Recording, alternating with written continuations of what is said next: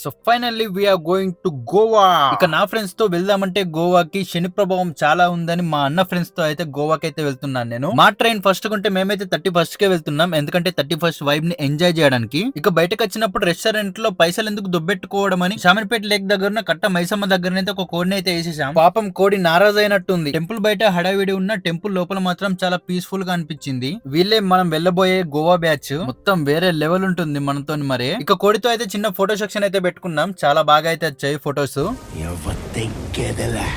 ఇక్కడ అన్ని ఓకే గాని కోడిని కట్ చేయడానికి హలాల్ చేసి చేస్తారంట కట్టింగ్. మేము కూడా అడిగాము, హిందూ దేవాలయం దగ్గర మీరు హలాల్ చేసి ఎలా కట్ చేస్తారు అంటే ఇక్కడ అలానే ఉంది, ఇక్కడైతే హలాల్ చేసి కట్ చేస్తారా అని చెప్పారు. మరి ఇక సరే అనేసి మా కోడిని మేమే కట్ చేసుకున్నామండి. ఆ దేవాలయం దగ్గర అదే రూల్ ఉందా, మరి నేనే ఏదైనా మిస్టేక్ అయ్యానా కింద కామెంట్ అయితే చేయండి. ఇక ఫైనల్ గా ఒక కోడిని అయితే కొట్టించేసి ర్యాండమ్ గా ఒక షాప్ అయితే సెలెక్ట్ చేసేసుకుని అక్కడనైతే వంట చేసేసాం. కర్రీ కుకింగ్ చేసే దగ్గరనే మనకు ప్లేస్ అయితే ఉంటుంది, కూర్చొని తినొచ్చు కూడా. సో ఆమెనే మేము రైస్ అయితే పెట్టమన్నాం. ఇక అక్కడే వ్యూ ని ఎంజాయ్ చేస్తూ ఫుడ్ అయితే తినేసినాం. కర్రీ టేస్ట్ అయితే పర్లేదు. ఇక ఫుల్ గా తినేసి హైదరాబాద్ కి అయితే బయలుదేరి, ఇక హైదరాబాద్ లో కొంచెం షాపింగ్ చేసేసి నైట్ 1 o'clock అయితే పడుకున్నాం. టైర్డ్ గా ఉందని వ్లాగ్ అయితే సరిగ్గా తీయలేదు అప్పుడు.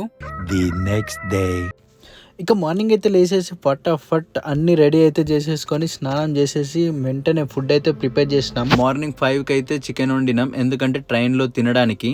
అండ్ ఈ సోప్స్ అయితే చూసారా ఎంత చిన్నగా ఉన్నాయో, ఇవైతే ట్రావెల్ సోప్స్. నేనైతే ఎప్పుడు యూజ్ చేయలేదు, ఇప్పుడే చూస్తున్నా, సో మీకు కూడా చూపిస్తున్నా. ఇక మనోళ్ళు అయితే వేడి వేడి బాస్మతి రైస్ అయితే వండారు, ఎంత బాగుందో చూడండి. ఇక తొందరగా రెడీ అయ్యేసి బ్రెడ్ ఆమ్లెట్ అయితే చేసుకున్నాం బ్రేక్ఫాస్ట్ కి.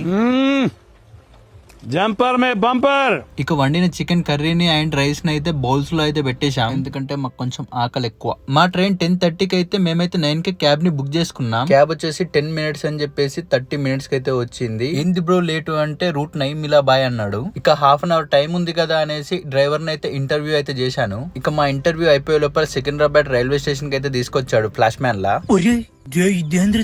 ఇక ఉన్న సామాన్ మొత్తం పట్టుకొని రైల్వే స్టేషన్ లోకి అయితే వెళ్ళిపోయాం. నేను ఈ రైల్వే స్టేషన్ కి రావడం అయితే ఇదే ఫస్ట్ టైం. ట్రైన్ రావడానికి ఇంకా హాఫ్ అన్ అవర్ టైం ఉంది కదా అనేసి చిన్న ఫోటో సెషన్ అయితే పెట్టాం. 3/4 పెట్టుకో. Okay sir. బ్యాక్గ్రౌండ్ కరెక్ట్ గా చూసుకో. అలాగే sir. Focus is very important. Focus problem ఉండదు sir, you carry on sir. Ready. ఇక ట్రైన్ వస్తుంది అని అనౌన్స్మెంట్ అయితే వచ్చింది. మేమైతే మా కోచ్ దగ్గరికి అయితే వచ్చి నిలబడ్డాం. ఇక ఏ ట్రైన్ లో వెళ్ళాం అండ్ మాకు ఎంత రేట్ అయితే పడింది అనేది నెక్స్ట్ వీడియోలో అయితే చెప్తాను. చలో ఇక నెక్స్ట్ వీడియోలో కలుద్దాం. Bye bye. About a 10, I should fuck her in the Benz.